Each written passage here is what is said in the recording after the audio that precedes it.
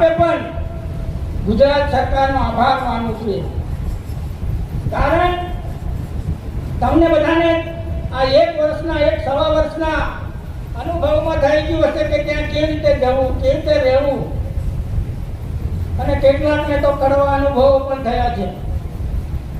એટલે વહેલામાં વહેલી તકે મકાન બની ગયું, આપણને હવે મળી ગયું, એનો સદુપયોગ થાય. અરવિંદભાઈ રાઠવા તાલુકા પંચાયતના કારોબારી અધ્યક્ષે સારો વહીવટ કરે, કારોબાર સારો ચલાવે, પ્રમુખને પણ ખૂબ અભિનંદન આપું છું. પણ સાથે સાથે સામે તમને કેટલાક પડકારો પણ ઝીલવાના છે. મિત્રો, ઘણા બધા લોકો તમને હેરાન પરેશાન કરવા માટે અહીંયા આવશે, ઘણી બધી વિગતો માંગશે.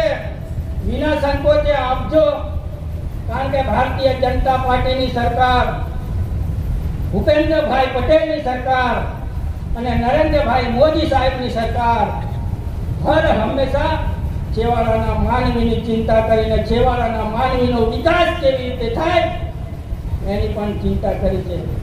પણ સામેવાળાને પણ કહું છું કે तमाशा करने वाले को क्या खबर, तमाशा करने वाले को क्या खबर, हमने कितने तूफान पार कर दिया जलाया है, हमने कितना तूफान पार कर दिया जलाया है.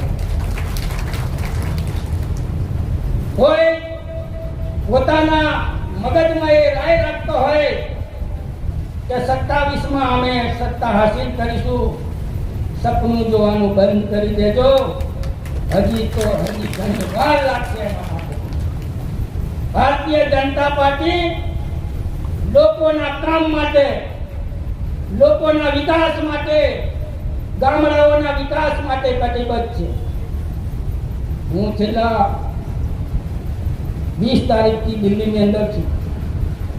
મોબાઈલમાં આપણે બધા ઘણું બધું જોયું હશે, આપણને બધાને ઘણી બધી અફવાઓ પણ જોઈ હશે, પરંતુ આપને એક ધ્યાન દોરવા માંગુ છું કે દિલ્હીની અંદર એવું કંઈ જ છે નહીં.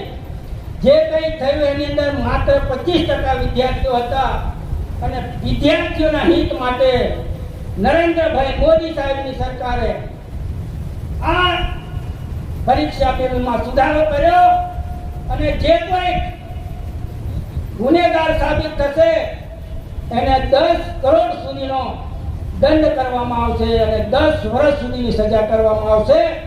અને આ કેસ વહેલો ચાલી જાય એના માટે ફાસ્ટ ટ્રેક કોર્ટની પણ રચના કરવામાં આવી છે. એટલે આજના આ મંચ પરથી મારા છોટાઉદેપુર તાલુકાના, મારા છોટાઉદેપુર જિલ્લાના વિદ્યાર્થીઓને હું વિનંતી કરું છું અને બાહેંધરી પણ આપું છું કે ગભરાવાની કોઈ જરૂર નથી. તમે તમારી રીતના શિક્ષણની અંદર પોતાની મહેનત ચાલુ રાખો, આગળ વધો, અને ભણતરની અંદર સારી સારી પોસ્ટ ઉપર આપ આગળ વધો. એના માટે અમે તમારા માટે કટિબદ્ધ છે. કારણ કે જૂઠને સાબિત કરવા માટે કોઈને કઈ જરૂર નથી, પણ સત્યને સાબિત કરવા માટે સત્યને પરેશાન થવું પડે છે. એટલે કેટલીક તકલીફો આવશે, પણ નરેન્દ્રભાઈની સરકાર પારદર્શક વહીવટ કરનારી સરકાર છે. અને એમણે પોતે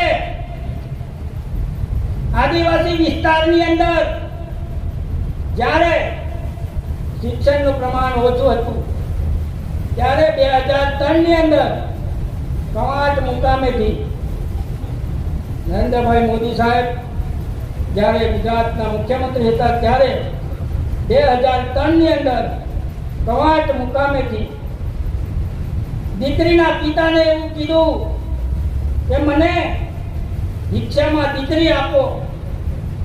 ત્યારે વાલીએ એવું કીધું કેમ, તો કે મારે આ દીકરીને ભણાવવી છે, આદિવાસી દીકરીને પાયલોટ બનાવી છે, અને ડોક્ટર બનાવી છે, એન્જિનિયર બનાવી છે. આ સપનાઓ સાથે નરેન્દ્રભાઈ આગળ વધ્યા